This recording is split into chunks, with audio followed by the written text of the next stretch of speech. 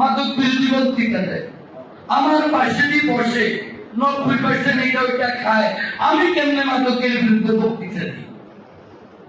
আইসাই উনারা বক্তৃতা দেয় এলাকাকে মাদক মুক্ত করবে, আর এমনি হয়তো খাইয়ে আইসো লাইয়া খাইবে, তোমাদেরকে মালাই দিলে আমি চিনি না। হ্যাঁ, আর আমরা জানি না।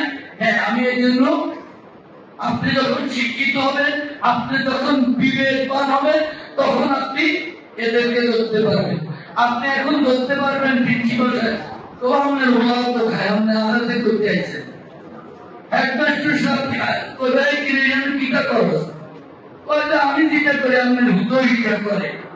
আগে নিজের পরিবারকে শুধরান, আগে নিজেকে শুধরান, এরপরে আমার বোন শিক্ষককেও খায়। আমি জানি টাকা ঢুকার বাইরে হোটেলে জানে, এবং হোটেলের বিলের টাকাও না তাদের পকেট থেকে যায়। আমি অঙ্ক পটে বলে দিচ্ছি, আগে নিজেকে শুধরান।